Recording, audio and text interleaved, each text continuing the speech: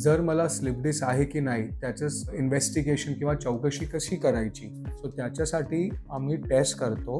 आधी तर आम्ही पेशंट्सला स्वतः एक्झामिन करणार, त्यांचा कुठे त्यांना त्रास आहे, त्यांचा पायाची ताकद कशी आहे त्याची आम्ही जांच करणार. तसंच एक्सरे काढून बघणार की सगळे मणके व्यवस्थित लाईनमध्ये आहे की नाही.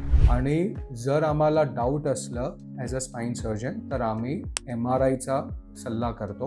MRIमध्ये आम्हाला गादीची सिच्युएशन कशी आहे, कुठल्या लेवलवर ते बाहेर आली आहे, नस किती दाबली गेली आहे आणि त्याचप्रमाणे पुढे ट्रीटमेंट काय असेल त्याची आपल्याला जाणकारी.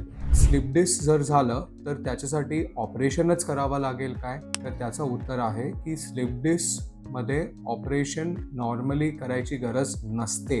More than 90% patients medicines, rest आणि फिजिओथेरपी याच्याने बरे होऊन जातात. मायनॉरिटी पेशंट्स असतात ज्यांना जर त्यांचं दुखणं कमी होत नसेल किंवा पायाची ताकद गेली असेल किंवा संडास आणि लघवीचा कंट्रोल गेला असेल, फक्त त्या पेशंट्समध्ये आम्हाला ऑपरेशनचा विचार करावा लागतो.